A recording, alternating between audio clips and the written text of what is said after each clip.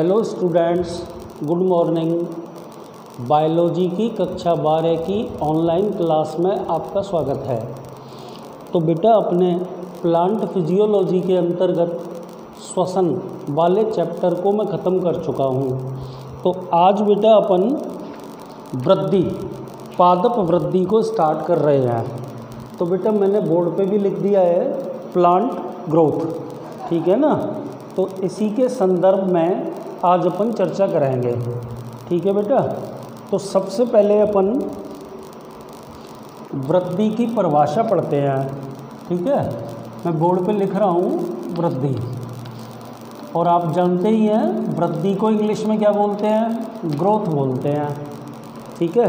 तो देखिए, वृद्धि वह क्रिया है जिसमें सजीवों के आयतन, वृद्धि वह क्रिया है जिसमें सजीवों के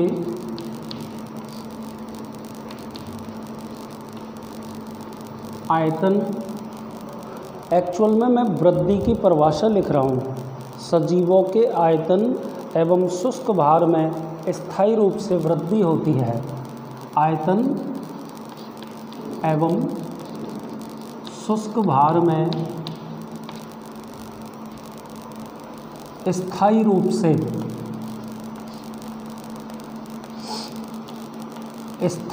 से वृद्धि होती है। फिलहाल ऐसे ही कह देता हूँ, ठीक है। तो बोर्ड पे बेटा मैंने क्या लिखा कि वृद्धि वह क्रिया है जिसमें सजीवों के आयतन एवं शुष्क भार में स्थायी रूप से वृद्धि होती है, या इसकी जगह बेटा अपन कह सकते हैं परिवर्तन, वृद्धात्मक परिवर्तन होता है, ठीक है। आगे चलिए। अर्थात परिमाण व आयतन का वह अनुत्क्रमणीय परिवर्तन, अर्थात परिमाण व आयतन का वह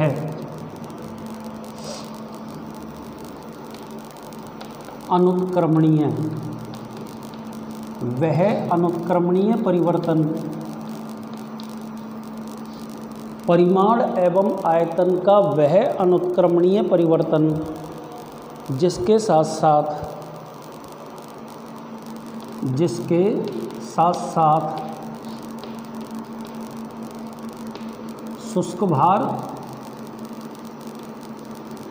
व जीव द्रव्य के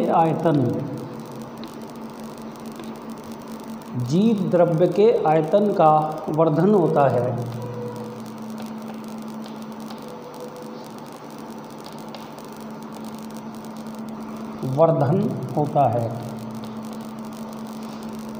पादप वृद्धि कहलाती है। तो बेटा आपको ना वृद्धि की ये परिभाषा कहनी है, ठीक है ना। अच्छा, या इसी को अपन कैसे कह सकते हैं, यहाँ बीच में मैं अथवा लगा के वृद्धि की एक दूसरी परिभाषा लिख रहा हूँ, वो भी आप सुन लें, ठीक है। पादपों में उपापचयी क्रियाओं के फलस्वरूप, पादपों में उपापचयी क्रियाओं के फलस्वरूप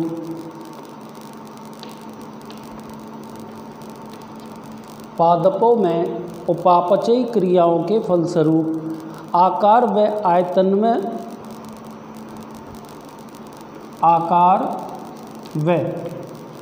में हुआ स्थायी व अप्रत्यावर्ती परिवर्तन,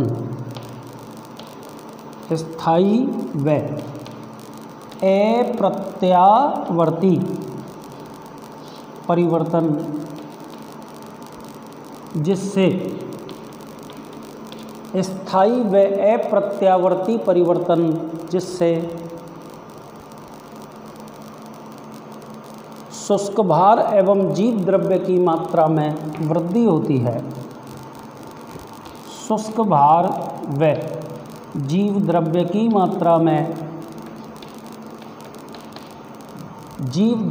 मात्रा में वृद्धि होती है। तो बेटा एक बार सभी वृद्धि या अपन सिंपली कह सकते हैं पादप वृद्धि, इसकी परिभाषा ध्यानपूर्वक आप सुन लीजिए। ठीक है बेटा, तो देखिए आज जो लेसन अपन ने फिजियोलॉजी का शुरू किया है उसका नाम क्या है, पादप वृद्धि। तो सबसे पहले अपन को वृद्धि की ही परिभाषा पढ़नी है। तो देखिए बेटा कि वृद्धि वह क्रिया है जिसमें सजीवों के आयतन एवं शुष्क भार में स्थायी रूप से वृद्धात्मक परिवर्तन होता है, मतलब वृद्धि होती है। अर्थात परिमाण व आयतन का वह अनुत्क्रमणीय परिवर्तन जिसके साथ साथ शुष्क भार एवं जीव द्रव्य के आयतन में वृद्धि होती है। ठीक है बेटा, पादप वृद्धि कहलाती है। या इसी चीज़ को अपन आगे वाली 2 लाइनों के रूप में डिफाइन कर सकते हैं। क्या लिखा है बेटा मैंने बोर्ड पे, पादपों में उपापचयी क्रियाओं के फलस्वरूप आकार व आयतन में हुआ स्थायी एवं अप्रत्यावर्ती परिवर्तन जिससे शुष्क भार एवं जीव द्रव्य की मात्रा में वृद्धि होती है। ठीक है, तो मैं आपको बताना चाह रहा हूँ कि यदि आपसे पादप वृद्धि की परिभाषा पूछी जाए तो आप इनमें से कोई भी एक परिभाषा लिख सकते हैं। ठीक है बेटा, आगे चलिए। स्थिति के आधार पर विभजोतकों के प्रकार।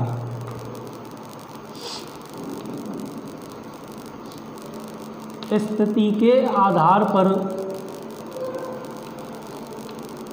विभजोतकों के प्रकार।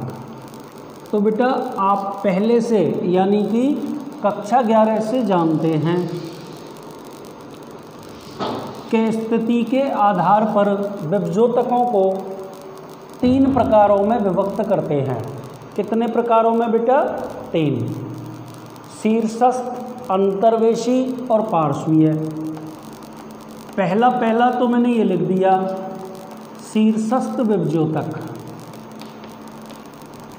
ठीक है, दूसरा मैं लिख रहा हूँ बेटा अंतर्वेशी विभजोतक, और तीसरा इसमें अपन कौन सा पढ़ेंगे? पार्श्वीय विभजोतक। ये चीज़ बेटा अपन कक्षा 11 में पढ़ चुके हैं। वैसे आपके दिमाग में ये प्रश्न उठ सकता है कि अपन ने लेसन तो शुरू किया है पादप वृद्धि का, और इसमें अपन विभजोतकों के प्रकार क्यों पढ़ रहे हैं? तो आपकी जानकारी के लिए बता देता हूँ बेटा कि विभजोतक क्षेत्रों की कोशिकाएं निरंतर विभाजन के द्वारा पादपों की लंबाई एवं मोटाई में वृद्धि करती हैं। यही कारण है कि इस टॉपिक के अंतर्गत अपन को इन तीनों प्रकार के विभजोतकों के बारे में पढ़ना पड़ेगा। ठीक है, तो सबसे पहला कौन सा विभजोतक मैंने बोर्ड पे लिख रखा है? शीर्षस्थ विभजोतक। यह तने एवं मूल के शीर्ष भागों पर पाया जाता है। तने व मूल के शीर्ष भागों पर। तो सबसे पहली बात तो आपको शीर्षस्थ विभजोतक में ये बोलनी है बेटा कि यह विभजोतक तने एवं मूल के शीर्ष भागों पर पाया जाता है। ठीक है, इस विभजोतक के कारण पौधे की लंबाई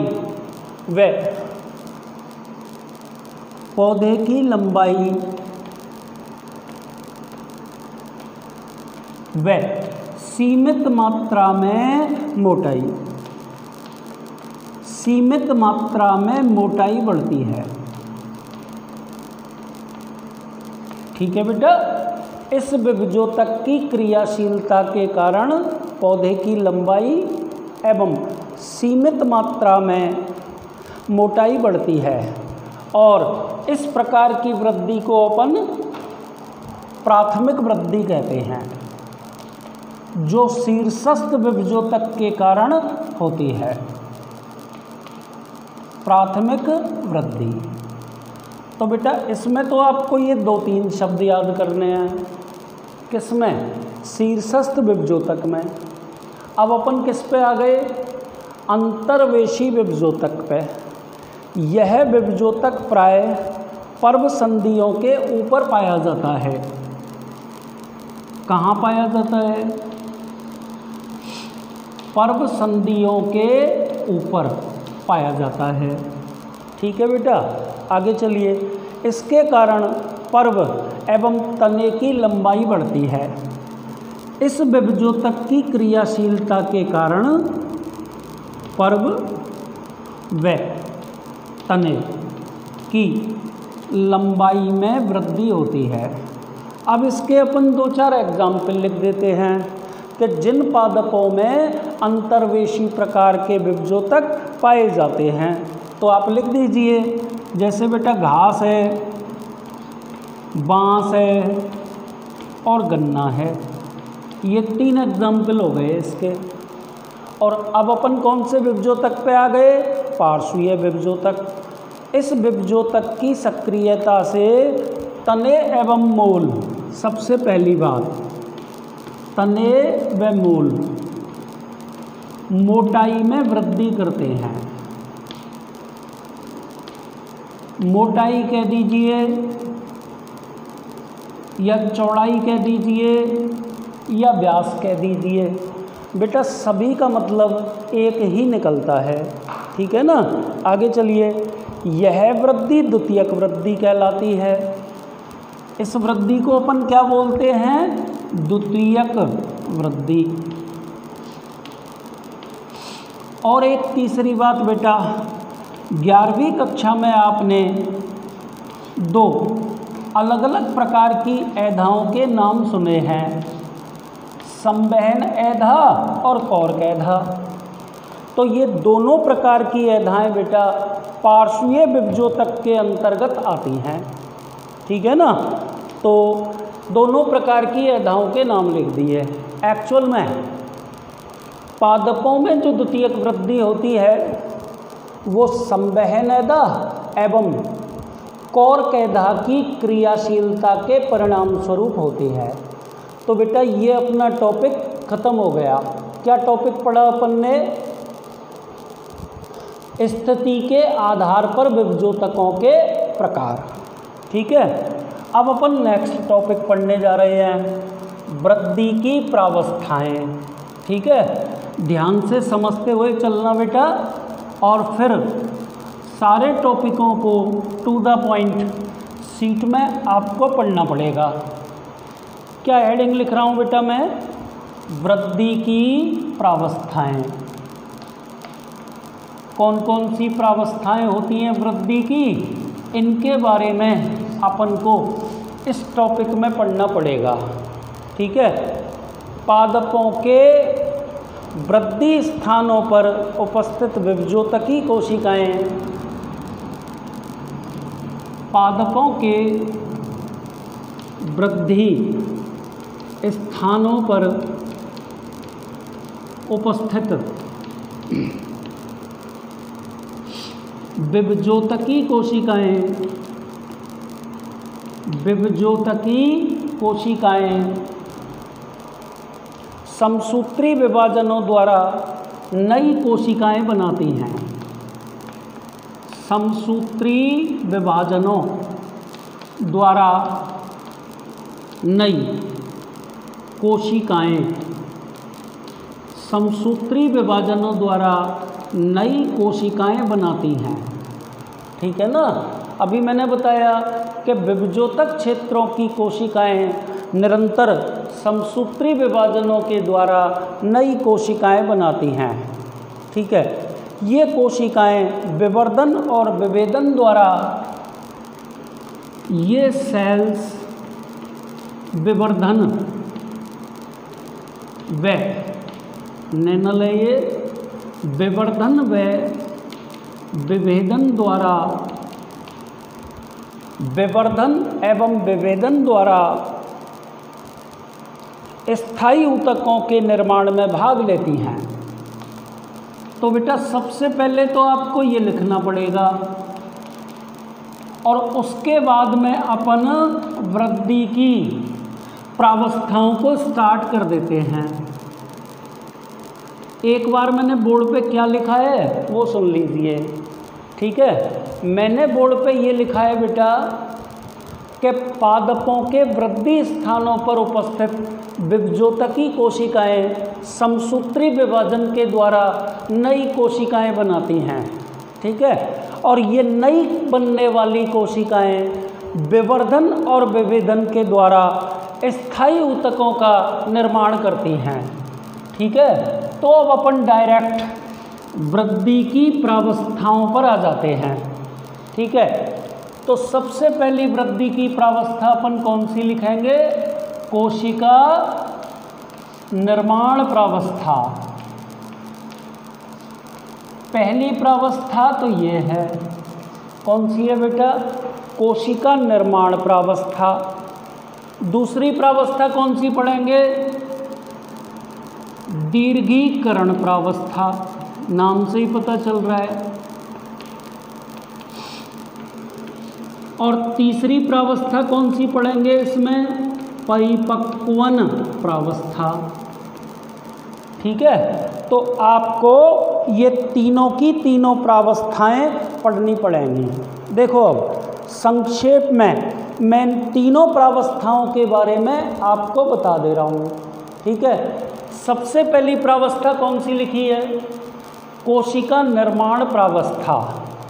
बेटा नाम से आपको पता चल रहा है कि ये प्रावस्था, या ऐसे बोल दीजिए कि इस प्रावस्था के अंतर्गत विभजोतकी कोशिकाएं निरंतर समसूत्री विभाजनों के द्वारा नई कोशिकाएं निर्मित करती हैं। और ये विभजोतकी क्षेत्रों यानी कि तने अथवा मूल के वृद्धि बिंदुओं पर पाई जाती हैं। मतलब उन्हीं क्षेत्रों में विशेष रूप से यह प्रावस्था चलती है। और इस प्रावस्था की सबसे प्रमुख बात क्या है बेटा? इस प्रावस्था की सबसे प्रमुख बात यह है कि इस क्षेत्र में बनने वाली कोशिकाएं आगे दीर्घीकरण और परिपक्वन क्षेत्र में पहुंचकर पादप के विभिन्न भागों और अंगों का निर्माण करती हैं। तो बेटा बेसिकली आपको इसमें क्या याद करना पड़ेगा, मैं आपको एक बार दोबारा कह देता हूँ। देखिए, इस प्रावस्था के अंतर्गत पादप के वृद्धि क्षेत्रों पर उपस्थित विभजोतकी कोशिकाएं निरंतर समसूत्री विभाजनों के द्वारा बहुत सारी कोशिकाएं निर्मित करती हैं। सफिशिएंट, ठीक है। यदि आपसे पूछा जाए कि कोशिका विभाजन प्रावस्था कहाँ पर चलती है, तो आप इस सेंस में ये कह सकते हैं कि ये तने अथवा मूल शीर्षों पर पाए जाने वाले वृद्धि बिंदुओं में चलती हैं, ठीक है। अब आ गए अपन दूसरी प्रावस्था पे। दूसरी प्रावस्था का बोर्ड पे नाम क्या लिखा है? दीर्घीकरण प्रावस्था। दीर्घीकरण को अंग्रेजी में कहते हैं एलोंगेशन। क्या बोलते हैं? एलोंगेशन। तो इसमें अपन क्या पढ़ने वाले हैं बेटा? देखो, नई कोशिकाओं का निर्माण कोशिका विभाजन अथवा कोशिका निर्माण प्रावस्था में होता है। तो आप अपनी कहानी का प्रारंभ यहीं से करेंगे। कैसे करेंगे बेटा? कि कोशिका निर्माण प्रावस्था में बनने वाली कोशिकाएं, ध्यान से सुनना, कोशिका निर्माण प्रावस्था में बनने वाली कोशिकाएं दीर्घीकृत होती हैं, अर्थात विभजोतक क्षेत्र में बनने वाली कोशिकाओं का एलोंगेशन होता है। वो अपनी लंबाई में वृद्धि करती हैं ताकि पादप के मूल शीर्ष एवं प्ररोशीर्ष लंबाई में वृद्धि कर सकें। तो देखो बेटा, ये जो अपन ने नाम लिखा है इसको अपन कोशिका विभाजन प्रावस्था भी कह सकते हैं, ठीक है ना। दीर्घीकरण प्रावस्था में मैं आपको बता चुका हूँ बेटा, दीर्घीकरण प्रावस्था के अंतर्गत कोशिका विभाजन प्रावस्था में निर्मित होने वाली कोशिकाओं का एलोंगेशन होता है, यानी कि चौड़ाई की अपेक्षा इन कोशिकाओं की लंबाई में अधिक वृद्धि होती है ताकि पादप के विभिन्न अंग लंबाई में वृद्धि कर सकें। सुन लिया आपने। अब आ जाइए आप पॉइंट नंबर 3 पे। कौन सी प्रावस्था लिखी है? परिपक्वन प्रावस्था। तो क्या बोलेंगे बेटा? इस प्रावस्था के अंतर्गत दीर्घीकृत कोशिकाएं विवर्धन और विभेदन के द्वारा स्थायी ऊतकों में कन्वर्ट हो जाती हैं, स्थायी ऊतकों का निर्माण करती हैं। सुन लिया आपने? स्थायी ऊतक बनाती हैं। तो बेटा एक बात आपको मैं और कह देता हूँ कि जब देखिए विभजोतक क्षेत्र में बनी हुई कोशिकाएं परिपक्वन क्षेत्र में पहुंचने के पश्चात स्थायी ऊतकों में परिवर्तित हो जाती हैं, स्थायी ऊतकों में परिवर्तित हो जाती हैं, तो इन कोशिकाओं की विभाजन क्षमता समाप्त हो चुकी होती है।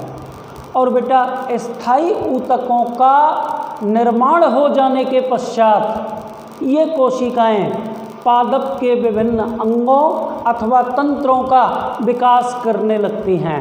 जैसे बेटा जाइलम बन जाएगा, जैसे बेटा फ्लोएम बन जाएगा। क्या काम करता है जाइलम पादप के अंदर? भूमि के द्वारा या यूं कह दो भूमि से मूल द्वारा अवशोषित किए हुए जल और खनिज लवणों को पादप के शीर्ष भागों तक पहुंचाना। ऐसे ही बेटा विभेदन और विवर्धन के बाद और भी ऊतक निर्मित होने लगते हैं, जैसे फ्लोएम बन जाता है। फ्लोएम क्या काम करता है? फ्लोएम बेटा पत्तियों में प्रकाश संश्लेषण की क्रिया द्वारा निर्मित भोजन को पादप की मूल तक पहुंचाता है। तो बेटा आज के इस वीडियो में आपने 3 प्रश्न सॉल्व किए। सबसे पहला प्रश्न तो अपना क्या था कि वृद्धि किसे कहते हैं, ठीक है। दूसरी बात अपन ने इसके अंदर कौन सी पढ़ी? दूसरी बात इसके अंदर अपन ने पढ़ी स्थिति के आधार पर विभजोतकों के प्रकार। मैं आपको ये भी समझा चुका हूँ कि भाई वृद्धि वाले लेसन में अपन ने विभजोतकों के प्रकार क्यों पढ़े हैं, और इसके बाद आपने इसके अंतर्गत वृद्धि की विभिन्न प्रावस्थाएं। तो संक्षेप में आपको मैं बता देता हूँ कि वृद्धि की 3 प्रावस्थाएं होती हैं। कोशिका निर्माण प्रावस्था वह प्रावस्था होती है जिसमें विभजोतक क्षेत्रों की कोशिकाएं निरंतर समसूत्री विभाजनों के द्वारा नई कोशिकाओं का निर्माण करती हैं। सुन लिया आपने? दीर्घीकरण प्रावस्था वह प्रावस्था होती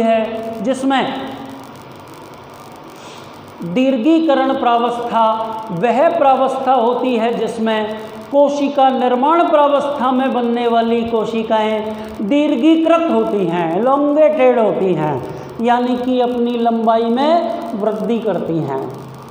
और बेटा कोशिका परिपक्वन प्रावस्था में दीर्घीकृत कोशिकाएं पुनः